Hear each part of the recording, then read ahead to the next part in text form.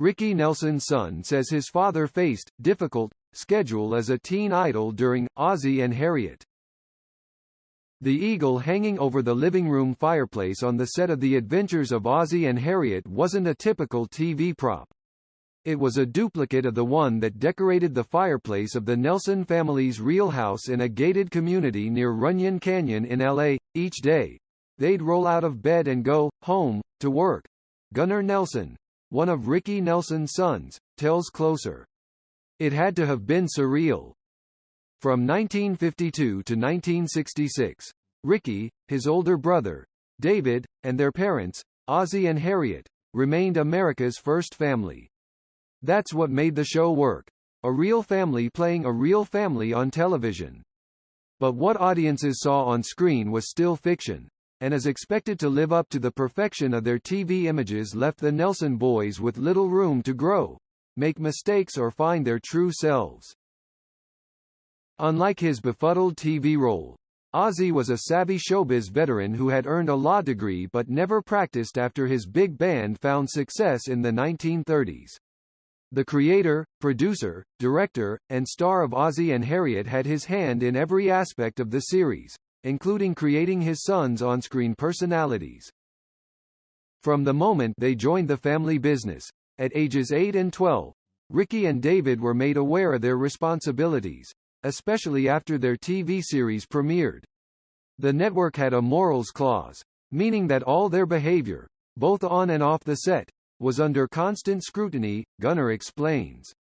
Ozzie reminded them that 45 people, including their own parents, would be out of work if the boys acted like typical teenaged idiots.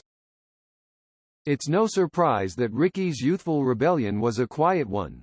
He became passively hostile. He would oversleep and not show up on the set. They would send a car for him and bring him in, but he would tear up his script and hide it. Music and his classes at Hollywood High, where Ricky excelled at tennis, should have allowed him to enjoy a degree of autonomy, but Ozzie was quick to add his son's real-life interests to scripts. In the first season, Ricky awkwardly performed Fats Domino's I'm Walkin' in an episode called Ricky, the Drummer.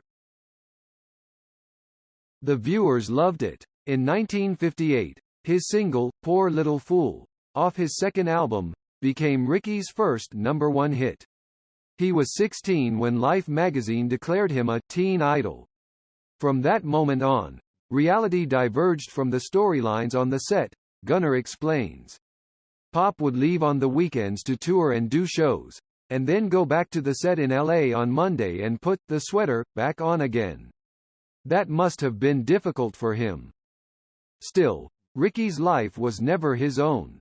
After he wed 17-year-old Kristen Harmon in 1963, she became a new cast member on the show.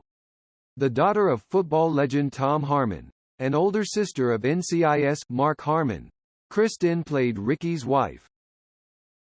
Despite his craving for independence, Ricky felt lost when The Adventures of Ozzie and Harriet went off the air in 1966. He didn't know what he wanted to do. He didn't have to worry about money or a job, but he didn't have any real interest in a career, he confessed. Ricky eventually returned to music and adopted a more mature country rock sound. In 1972, he scored his last big hit, Garden Party.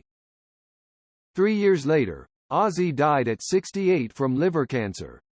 After so many years of his control and input into their lives, the Nelsons found themselves floundering.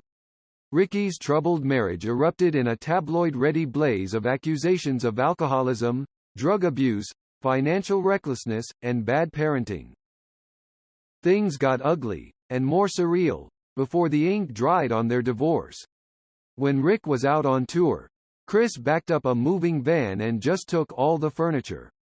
Harriet, who became reclusive after Ozzie's death, gifted her financially strapped son with a lamp that Christmas. Keep in mind that Harriet was financially set, but she found the $35 to buy a nice lamp for her son when he's down and out. Despite these hard knocks, Ricky continued to find his purpose in making music. It's a tribute to his dedication to his musical career because there was nobody advising him to continue, who believes Ricky was on the right track, getting back into fundamental rock and roll, when he died at age 45 in a plane crash with his new fiancée, Helen Blair, and 5 members of his band in 1985.